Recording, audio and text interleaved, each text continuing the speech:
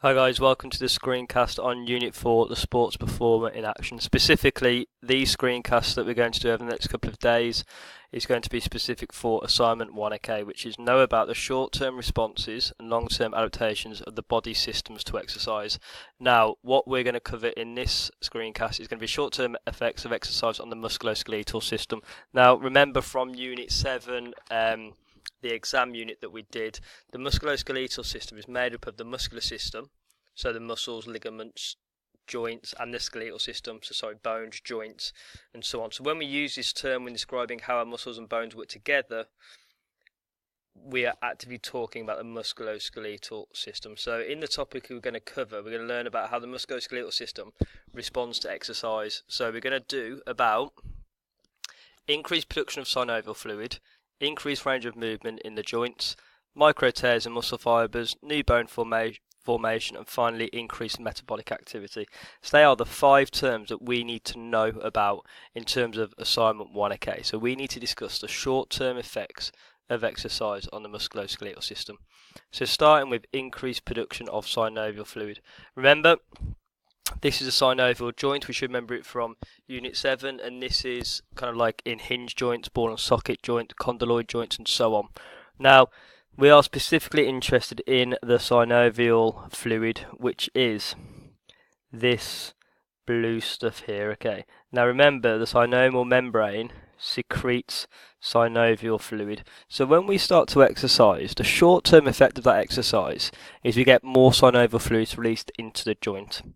Now, that's good because it warms up, it becomes thinner, and it eases joint movement. Now, that is really good for exercise because it makes particular sports movements easier, such as running, jumping, kicking, and throwing. So, provide a sporting example, please. So, I'm going to give you, it's going to help ease the movement of a hurdler who's doing the 100-meter hurdles in terms of joint movement. Now, you think of your own example and put that in, Now, the short-term effects of exercise also helps nourish the cartilage of the joint. Remember, this is hyaline cartilage, and remember that this has a poor blood supply, so it can't get oxygen and nutrients to it to help lubricate it, to help keep it nourished. So what happens is synovial fluid nourishes it.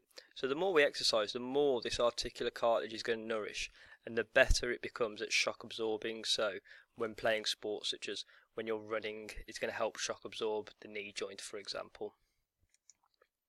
So increased range of movement in the joints. This is kind of goes hand in hand with the one we've just done, which is increased production of synovial fluid. So during exercise, the muscles become warmer as more blood flows to the area.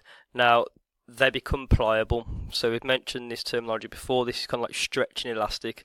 The muscles actually become a lot more pliable, so they get to move more. Now, with that, it means that we're going to get an increased range of movement. So increased range of movement occurs due to the muscles becoming more pliable and an increase in synovial fluid. Now that would make our range of movement a lot greater. Now that's really good in sport because the greater the range of movement I have, the more force we can produce, which means the more power we have. So if you're throwing a shot put, for example, more movement in the joint, bigger range of movement, bigger force, bigger power produced, which means you're going to be able to throw the shot put further. So it also helps reduce the risk of injuries such as muscular strains because the muscles are more pliable. They are able to stretch further, which means that you're going to reduce the risk of these strains. So one example here is a gymnast who is completing a floor routine who needs to do the splits, somersaults, etc. Okay, so micro tears in muscle fibres. Now this is not the same as a muscular strain or a tear in terms of an injury that stops someone from playing. So you may have heard of an ACL rupture or an ACL tear, or oh yeah, I've torn my hamstring. This is not the same, So when we exercise, we put a lot of stress on the muscles. When we specifically do resistance training, such as weight training, heavy loaded training, when we do that, we cause microscopic tears to appear. So when we kind of like, let's think of the bicep here. So let's think of the bicep. Lifting weights, doing a bicep curl. When we do that, we are going to develop microscopic tears, these micro tears in muscle fibres. Now, as I've just said then, it happens when we do resistance training from lifting weights. Now these micro tears are necessary for our muscles to grow. So without the damage, there's going to be no response from the body, so the muscle will just stay exactly the same. However, when they become damaged, our body recruits protein, so amino acids, to come repair the muscle. So when the proteins come and repair the muscle, they actually repair the muscle slightly stronger than it was before, because it's got to get used to that weight. So the muscle thinks, you know what, we're going to lift this weight again. I need to get used to this. I need to become stronger. So proteins come along and you actually become stronger from that. Your muscles become bigger, and this is kind of like a little example here where you've got the bicep here. As you can see, it's grown back slightly bigger, and that's what happens as a short-term effect of exercise on the musculoskeletal system. We get micro tears. Similarly, we also get new bone formation. So new bone is formed after it's been placed under stress. So for example, the constant jumping and landing in volleyball, or a weightlifter performing a squat, which is done here, okay. So that actually creates new bone, or not new bone, sorry, your bones go under stress, and what happens is they break down slightly, so it's called osteoclasts come along and kind of break down the bone. Now what we need to do is we need to rebuild that bone. So osteoblasts come along and they build bone, so they bring calcium to the bone, and this helps maintain the bone mass, making them stronger, so your bones become stronger. You also get collagen, which is a protein, which also helps strengthen the bone as well. Now, altogether, from this high impact activity, your bones are going to become thicker and stronger. This is going to reduce the risk of injury, such as a fracture, okay, and it's also going to help reduce the risk of getting diseases such as osteoporosis, which is brittle bones. So all in all, exercising is really beneficial because we're going to get stronger bones from that, and once again, that's another short-term effect of exercise on the musculoskeletal system. Finally, we need to speak about increased metabolic activity. Okay, now before we start talking about this, all we need to know is metabolism are chemical reactions that provide us with energy. Okay, so when someone says, oh, that person's got a really high metabolism, that's why they're skinny, what they're talking about is essentially their body's really good at breaking their food down and then using it for energy. So when we exercise, or exercise requires energy, as we should know, so your body needs to meet that energy demand.